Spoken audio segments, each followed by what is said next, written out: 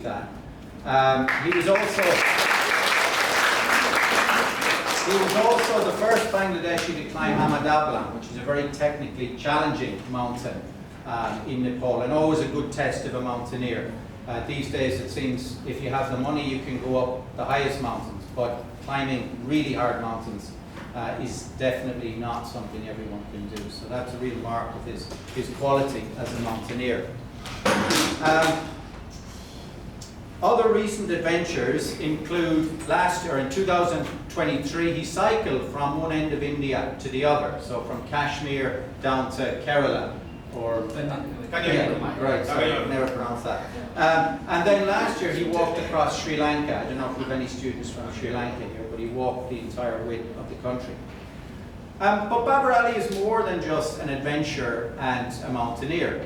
He is a writer, a medical doctor, and an environmental activist. Very recently, he was involved in a protest quite near to where we are now about hill cutting, which is something that's a bit of a plague on the country. And in 2019, he hiked through all 64 districts of Bangladesh in 64 days to highlight the problem of single-use plastic. He is also actively engaged in arranging cleaning expeditions in the Chittagong hill tracts. Before handing over to him, I should say that maybe his biggest and certainly most dangerous challenge is just ahead. Just next month, he's going back to Nepal to try to climb Annapurna 1, which is regarded as the most difficult and dangerous of the high altitude mountains. So let's, by way of applause, wish him good luck with that and give him a very warm welcome.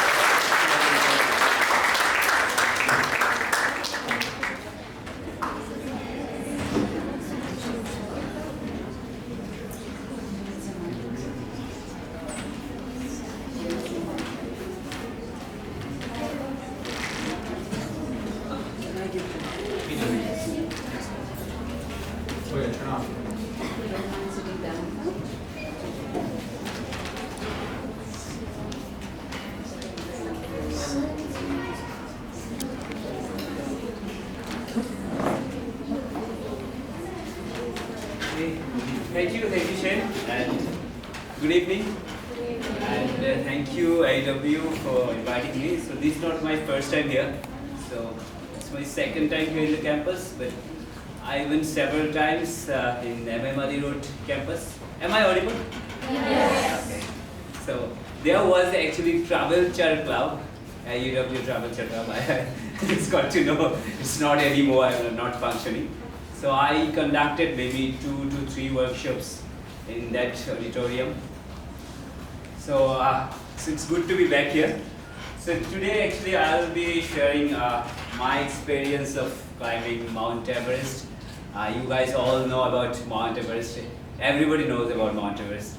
And also Mount Lhotse, which is the 4th highest mountain in the world. So this is actually the tale of a 5 feet 8 inch guy climbing 29,031 feet.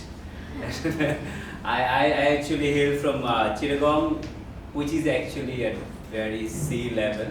So the journey is, I would say it's a long journey. I want to shed light on few aspects. So getting into this. So I want to start this with this slide. Mountaineering. How many of you know that mountaineering is a sport? Not that much numbers. Okay.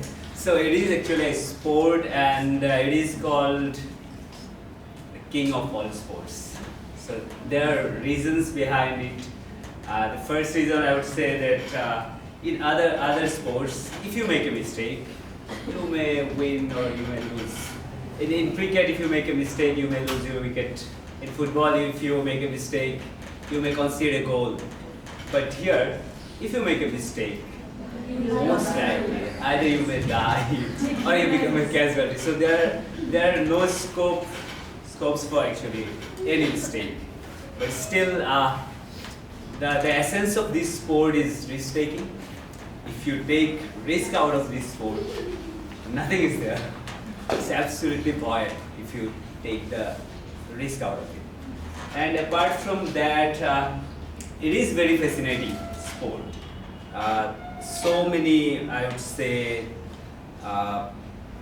dissimilarities with other sports, as there is no referee, no umpire, there are no specific rules, and then there is no boundary actually. So it's not that you should play within this ground. And most importantly, this sport doesn't have any audience or spectators. So in other sports, like cricket, football, basketball, whatever it is, it must be played in a stadium. You can watch the game, or maybe you can actually watch this in live telecast or in TV. But it is played in the furthest corner of the world, so nobody is watching you, and there's no opponent. The only person you compete is actually with yourself. Nobody else is there. So I actually do a lot of adventure activities, but this is my principal sport actually, I say. So I was doing so many adventure activities. I was doing cross-country hiking, trekking, scuba diving, I do kayaking and all those. But this excites me most. One of the things that mountaineering, it gives me a very different perspective of life. Having said that it is a sport, if I say it is just a sport, I am belittling it. So if you can add adventure with sport, then the definition is near.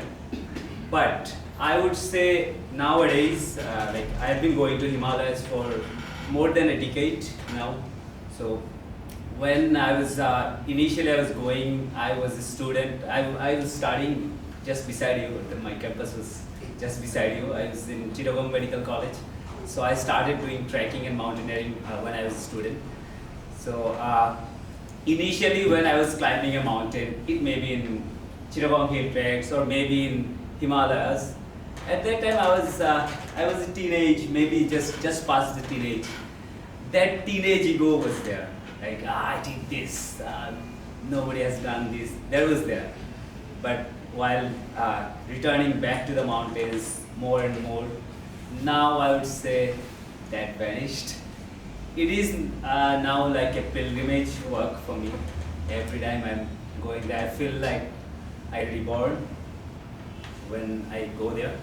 So it is kind of also, I would say, apart from other adventure activities, it is more like, I would say for me, how to best describe this,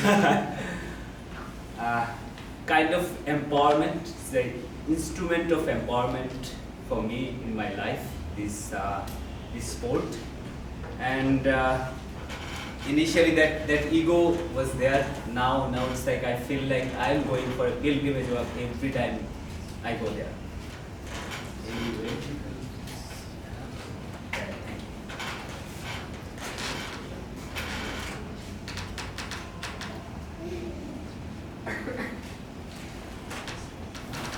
Yeah. So after climbing Everest, in my country, so many people were asking me, why climbing Everest? In 1924, when George Mallory died, before that he went to, just 100 years back, he went to USA for fundraising actually. So he was also asked the same question, why climb Everest? So he said, because it's there. But I can't say this, like why kind of these mountains are important for me or the Himalayas. For me, it's like we are, this country is actually the Pistol in the Himalayas. All big rivers of this country actually comes from the Himalayas. And we are very near to Himalayas. Though geographically we are not part of the Himalayas, but this country is actually Pistol of the Himalayas. So I always wanted to see those mountains from very close. So that was my biggest motivation to go there. apart from that, it's traditionally Bangladeshi people were not that strong. It is said that if we compare with the Westerners, they had to fight with like very cold temperatures and all those. That's why I guess their physique is good. But we have a very fertile land. Again, thanks to the Himalayas, they are carrying those slates and all those things, sediments, and we have a very fertile land. So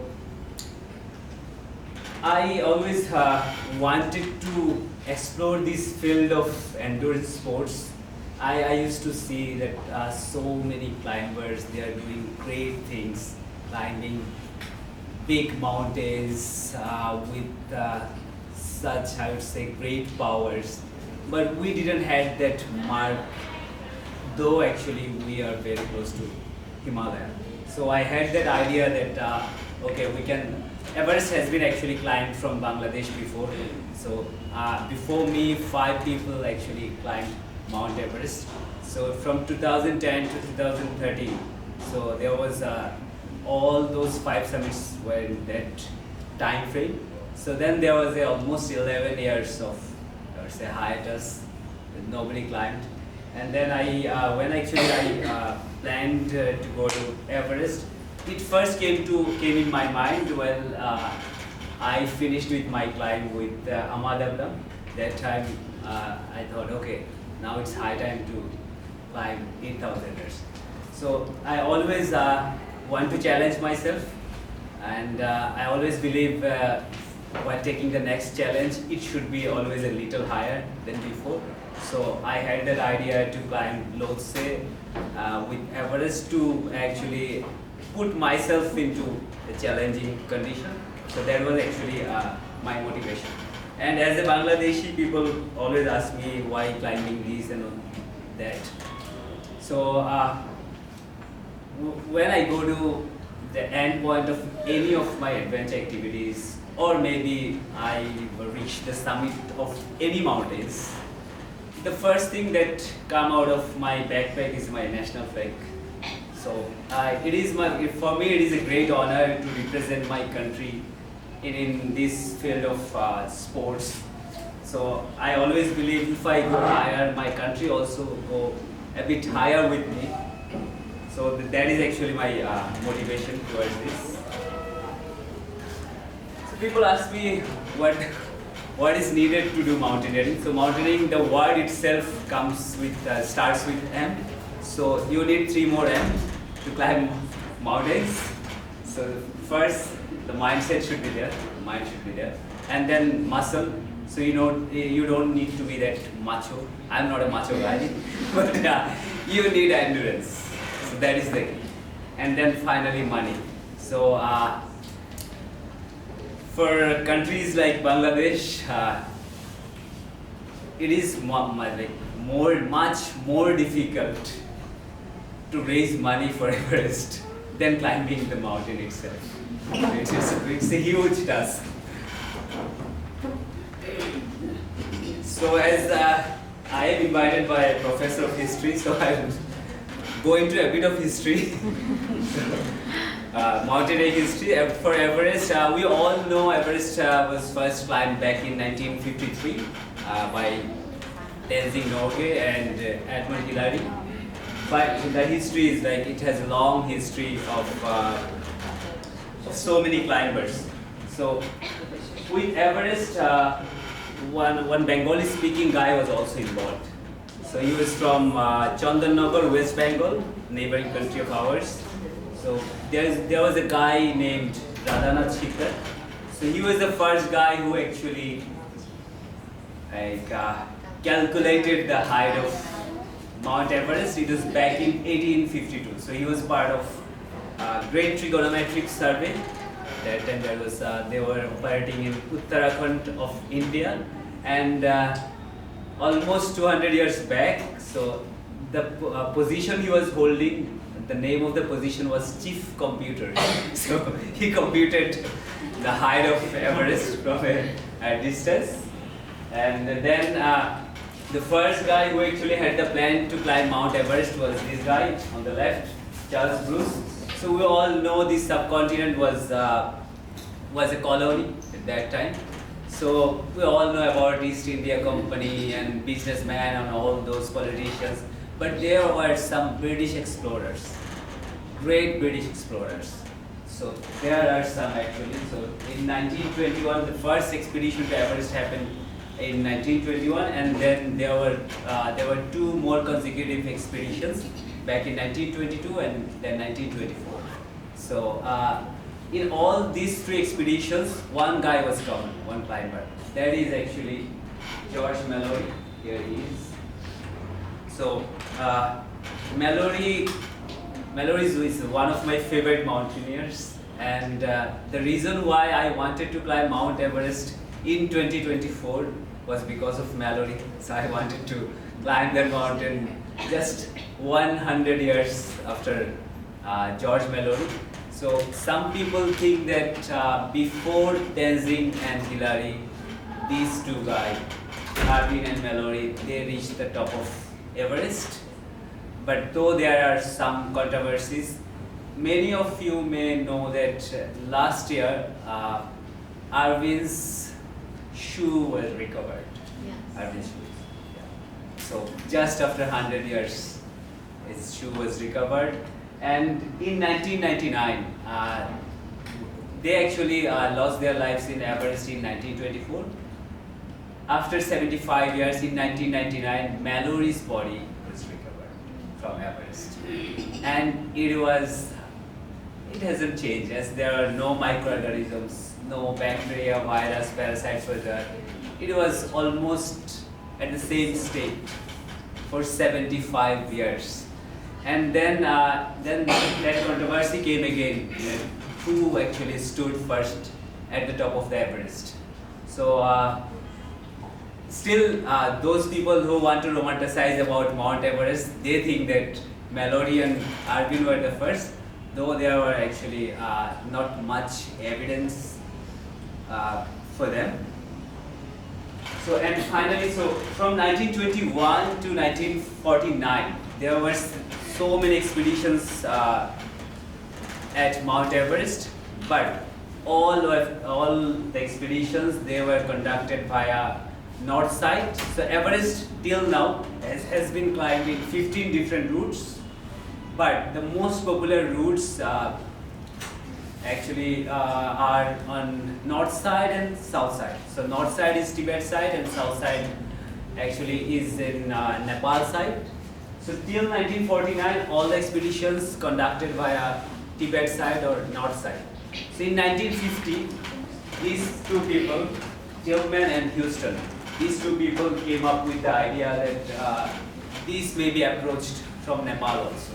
So they actually showed the way, and then Hillary and Tenzing, I should say, they followed their path. And for Lhotse doesn't have actually that much history of that much long history compared to Everest. It was first actually tried back in 1955, and then it was climbed in 1956 by these two Swiss people. So when I was actually reading about Everest and Lhotse before going there, I saw some words that actually struck me. I got to know about a place which is called Geneva Spar. So I was pretty amazed. How come actually Geneva went there? It's like 8,500, almost 8,000 meters. How come Geneva is there?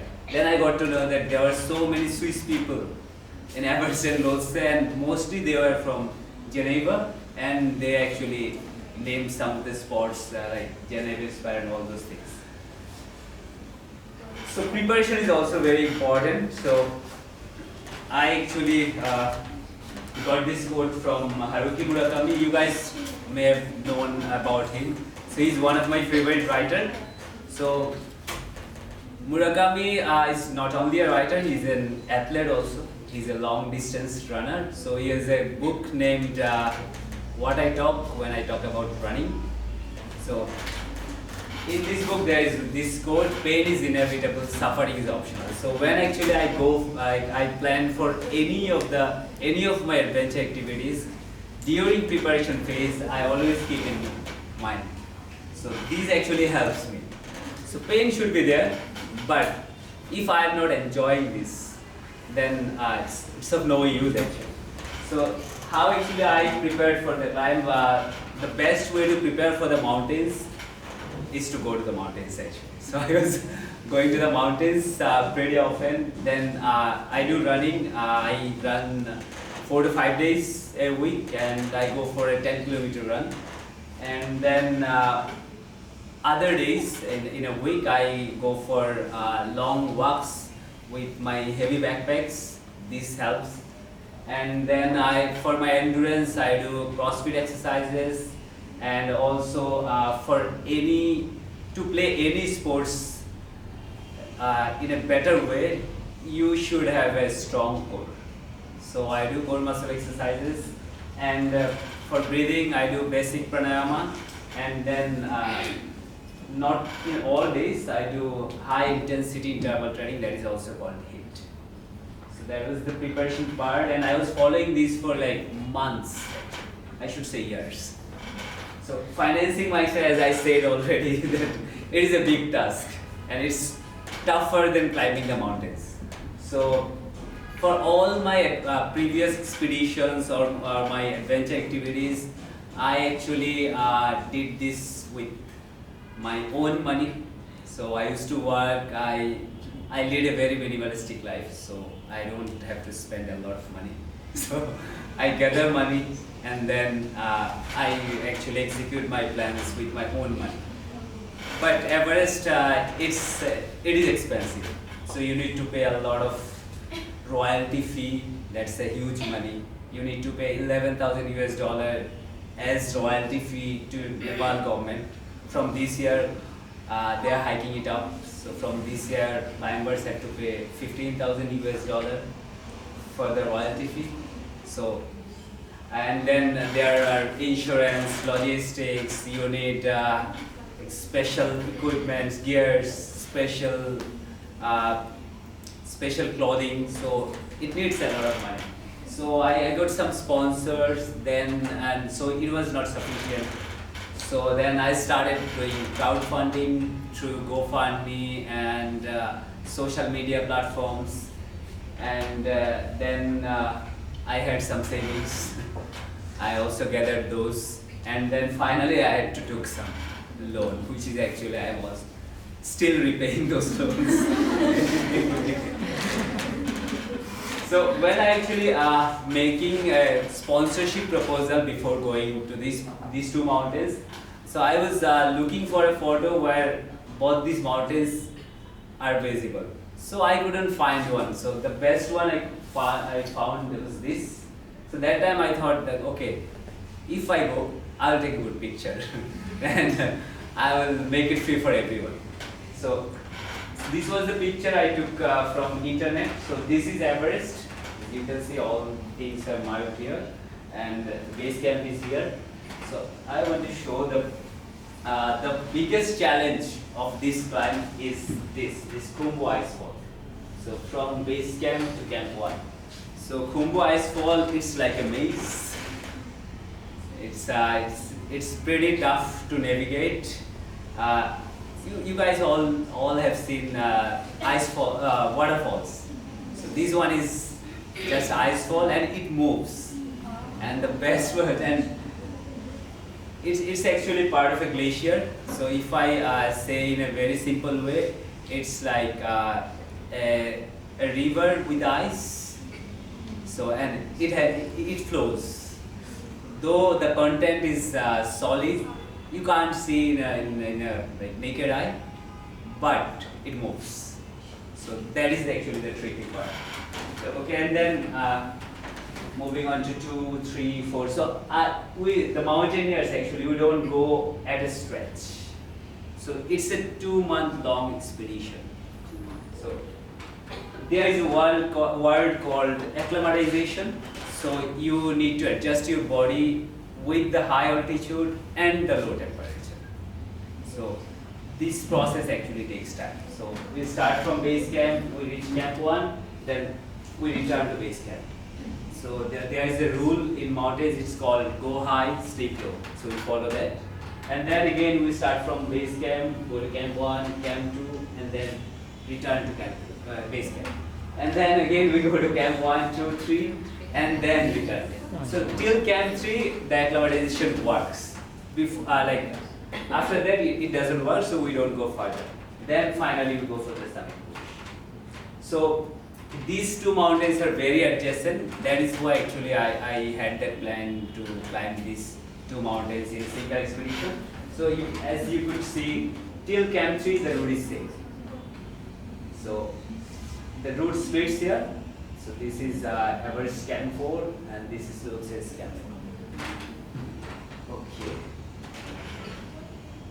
So as I said, I came up with this photo, and you could see these two mountains in one single film. So this is Everest, this is Lhotse, and this is Lhotse.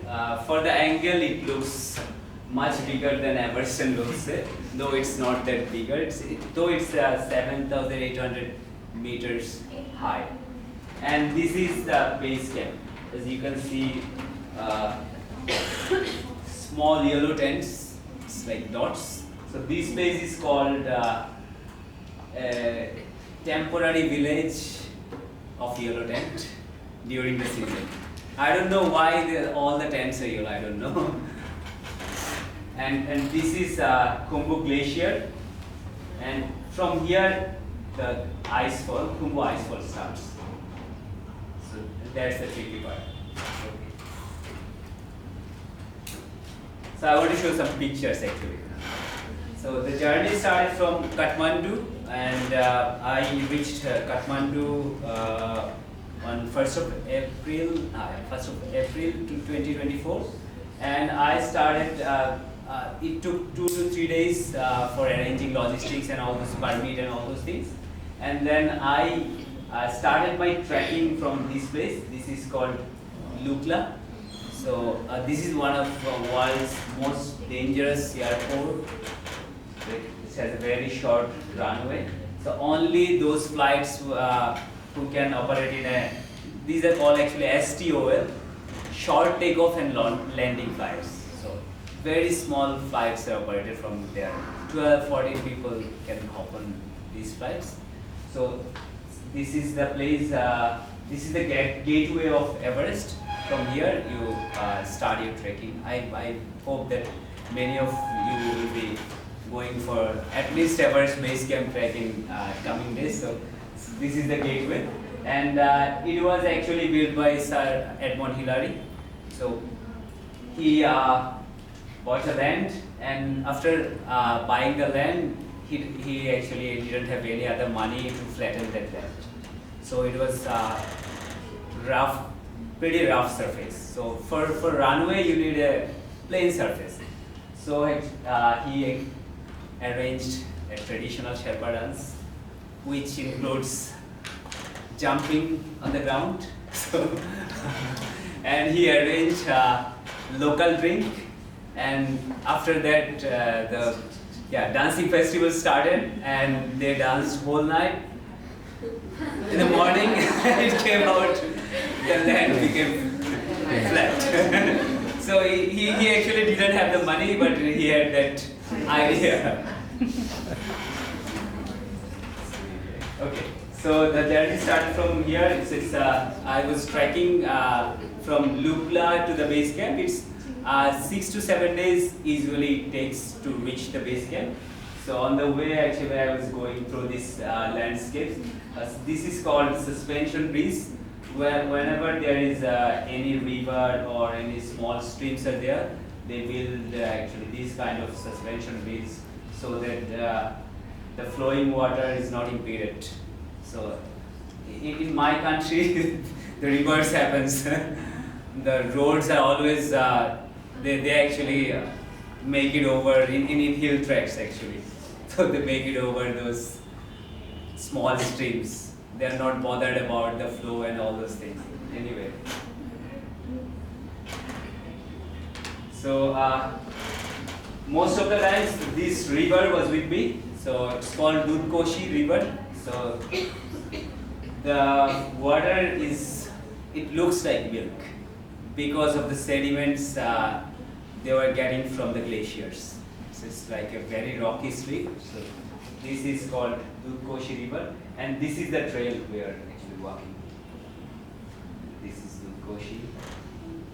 So after 2 days of walking, I reached this place called Namche Bazaar, which is actually the capital of Sherpa people, I should say. So it's a U-shaped village, and where you could get all amenities. This is the last place where you could go and get all the amenities, ATMs, big shops, and all those things. After that, nothing is there. And here the statue of Tenzing Norgay, and this is also called the Everest View Point. Here you could see three mountains in single frame. So Everest is somewhere behind the cloud, Lhotse, and then this is Amadabad. So after I moved from Namche Bazaar, the next stop was Pengmoche, a small village. So if anybody plans to go to Everest Base Camp, or if you have that opportunity to go to Everest Base Camp, so this mountain will actually amuse you. Though you will be going to Everest Base Camp, you will be seeing Everest for maybe 3 to 4 times for a few minutes. But these mountains will always be in the horizon, always. And trust me, Everest is not a beautiful mountain, but this one is a very beautiful mountain. It's called Amadablam. So fortunately, I had the opportunity to climb this one back in 2022. So this is a picture of juniper tree, juniper. So when I actually started my trekking in, I should say, Lukla, so this juniper tree was like very big in size. When I was gradually getting the altitude, it became shrub, then it became grass. So it is a perfect example of adjustment, trees adjusting to the nature actually. So if it is big in size, it will lose temperature or heat. So heat is very, very important in this harsh condition. So they become reduced in size. It's a kind of like, I was saying about acclimatization, it's trees' way of acclimatizing.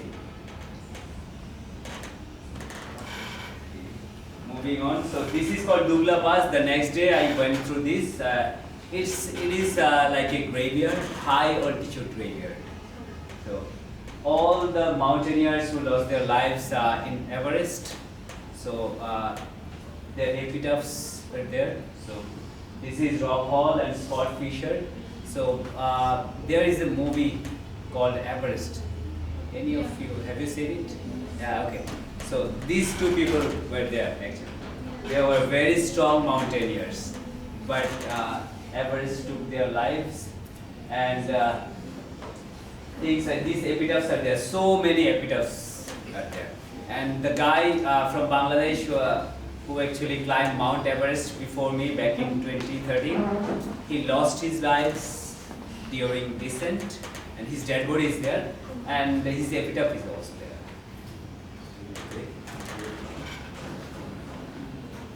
Okay.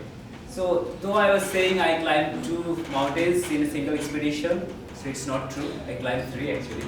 So I climbed another one that is called Lobuche East Peak. I didn't have the plan to climb this one, but due to climate change, this year there were very less snow on Mount Everest.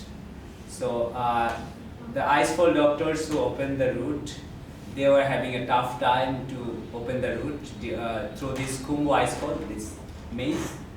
So I had to wait more days in base camp. So I wanted to actually utilize that time. So I went for this mountain. It is also 20,100 feet, and it took 3 more days to climb. So this is from Lobuche East. So there is a small village on that trek. It's called Lobuche village. It's very adjacent to this Lobuche village. So these were well, actually I was climbing this Lobuche East peak. So that's the last final portion, that ice wall there, and it is also from very near to the summit. A few more pictures from this Lobuche East. So this is the summit of Lobuche East. So do you know what are these? Bear flags. And this is Lobuche East mountain. Here is the summit, and also these pictures from the summit. So this lady is from Lobuche village. So I actually spent maybe 4 to 5 days in Lobuche while going up or during going down. So the best thing about Himalaya compared to other mountain ranges is the people. It's, in any other mountain ranges, nobody lives there, like in that altitude. So this lady lives in, it's 4930 meters, almost 15,500 feet, and she treated me like a son actually. So I returned to Himalayas for the mountains mostly. Sometimes I feel like that, yeah, I should return to Himalayas for these wonderful people. I got so much love and affection from these people. So this is Samdayan Sherpa, who actually treated me like a son, and I still were in contact. I really want to meet her some days. Again, so this is after 5 days of trekking, I finally reached the base camp. So this is the first glimpse of base camp. So these are the tents. And this is how it looks. So I'm running out of time, so I'll be just showing the pictures. Okay, so this is just above my tent in base camp. So all 4 elements of base camp are present in this specific frame. Fresh snows, ice, and rock, and then tents. The first thing came in my mind after seeing this: will this fall? This big rock. so when actually I returned, this picture was taken on 10th April 2024. I returned to base camp on 22nd of May, almost 42 days later after climbing Everest and Lhotse. The first thing I noticed after returning to base camp was that this big rock fell. So climate change is real. So all these ice pillars, they actually melt. So this is actually real. So if you want to see climate change, the best place is to go to Himalayas.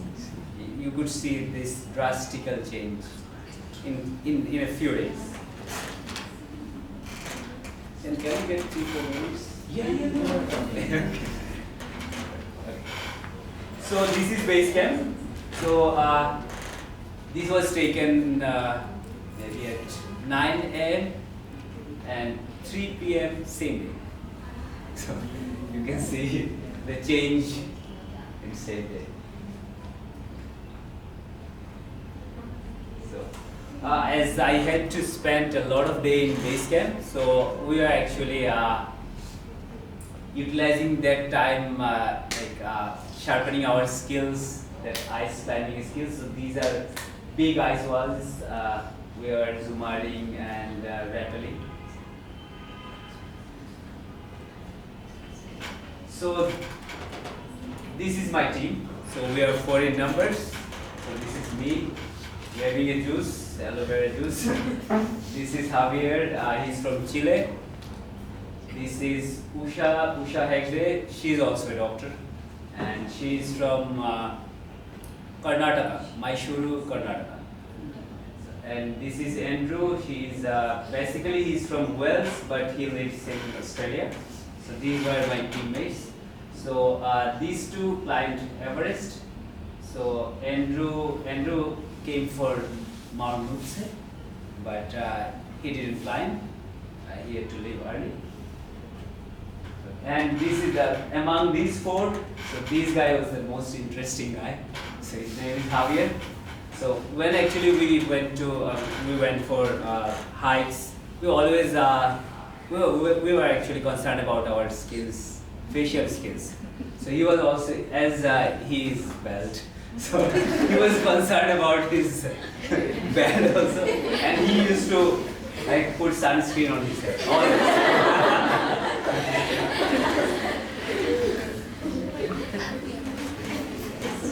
Okay, so this is base camp. So it looks like this.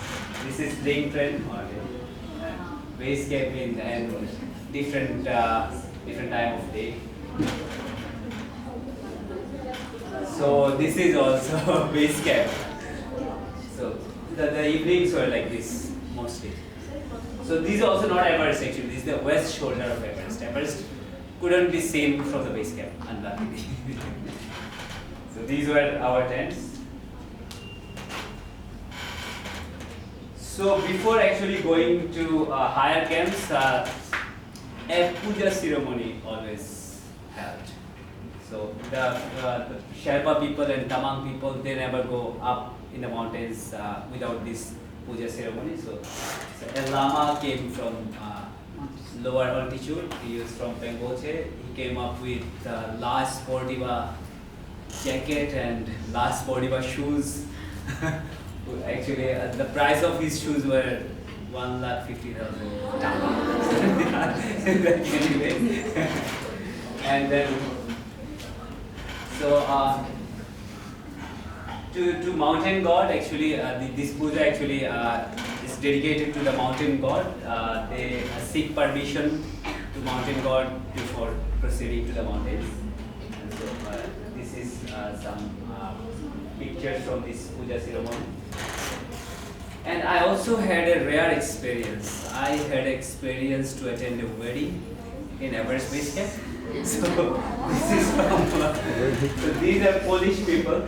So this girl, she's very fond of mountains, and she decided to at her wedding in Everest Base Camp in Sherpa relations. So again one lama came, and then this marriage ceremony happened, and unluckily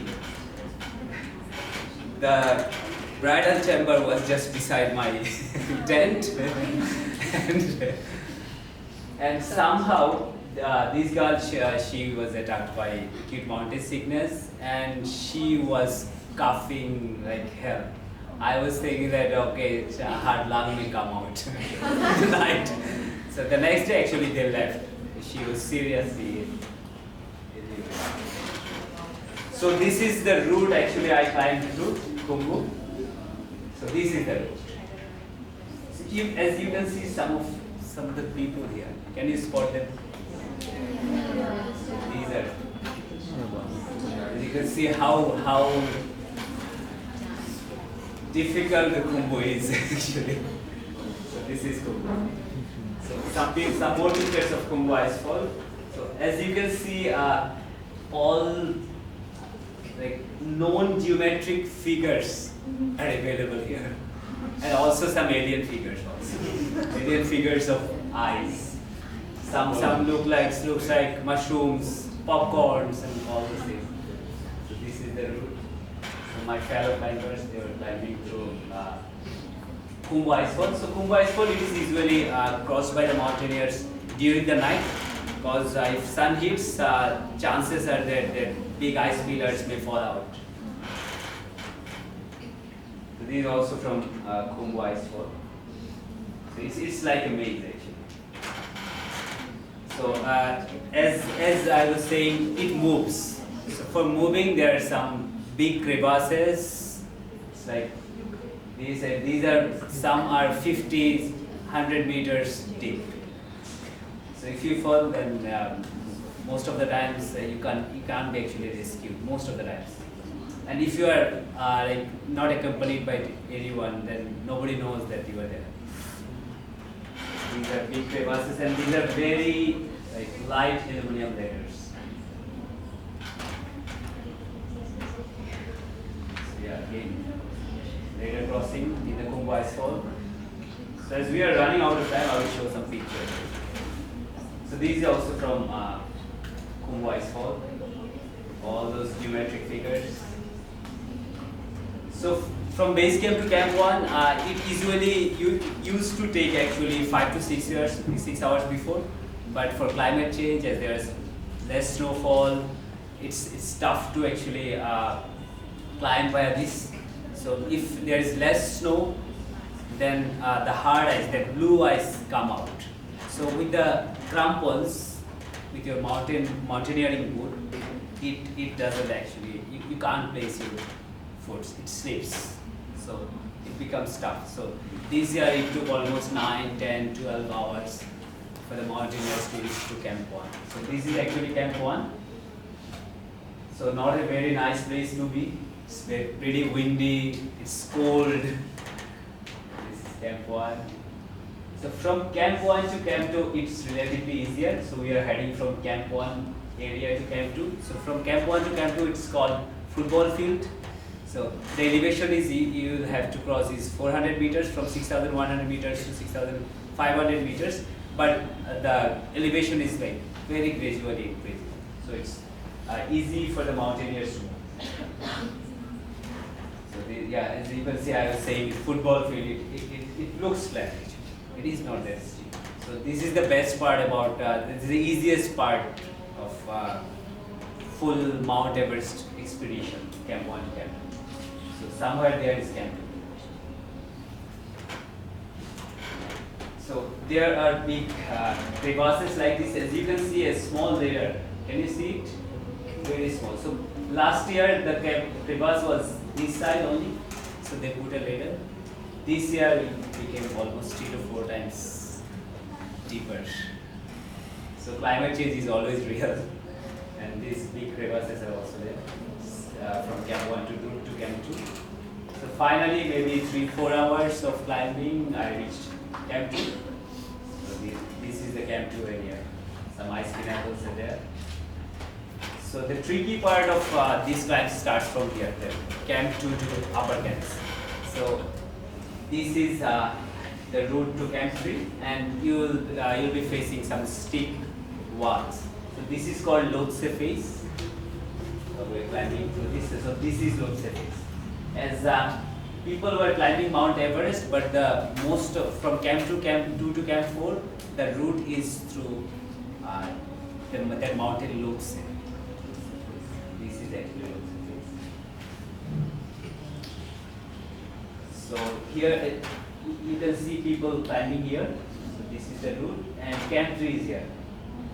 It's a hanging camp. This is Camp 3. And above that, this one, you can see a closer look from this one, it's yellow band. I don't know how like some yellow rocks are there. So all other like rocks are black. I don't know why it is. There might be some explanation for this yellow band. So it's pretty tough. It's you are climbing through solid ice. Then with the crampons on, you have to encounter this stuff. So finally we reached Camp 3. So not a very nice place to be. Very windy and too cold. From Camp 3 you can see Camp 2, Camp 1 here. So from Camp 3 to Camp 4, this is the, like I would say, the toughest part for me, as there are less snowfall. The blue ice came out, and it's tough to go on with the crampons. So it was really tough for me. It took almost 7 hours to climb this, and also for the first time in my life, I used supplementary oxygen. So I was a bit nervous about using this. I always prescribe people oxygen inhalation in my medical college. For the first time, I actually inhaled supplementary oxygen. So this is actually toward Camp 4. So as I was talking about Chennai Spur. Chennai Spur is here. It's a tongue-like projection of rocks. So it is also a tough place to actually encounter the Everest. So finally I reached this Camp 4. This is actually the summit camp from where you start to go for the summit push. So it's in the altitude of almost 8,000 meters. The dead zone starts from here. Above 8,000 meters, it is called the dead zone. So here actually your body functions really minimally. So your cell reproduction stops. You start losing your cells. So your body actually deteriorates. So this is Camp 4 and this is a very windy place. If you pitch a tent and leave it for 3-4 days, it will be gone. Like it's very, very windy. You can see the remaining of tents. This is me in Camp 4. So on 19th May, so I was heading towards one of my dreams. So this in the morning. So this is the top point of this world, I would say. And finally, I reached top of the world at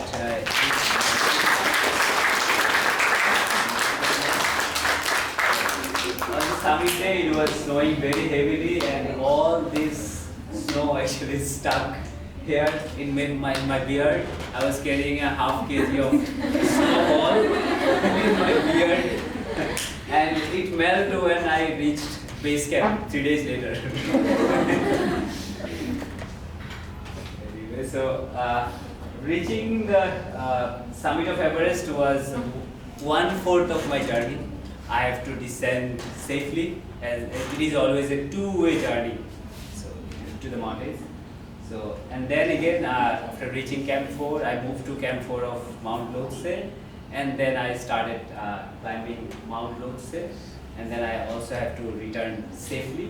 So Lhotse is very special mountain for me, I would say. So mountains can be climbed in 3 ways. One is via reach,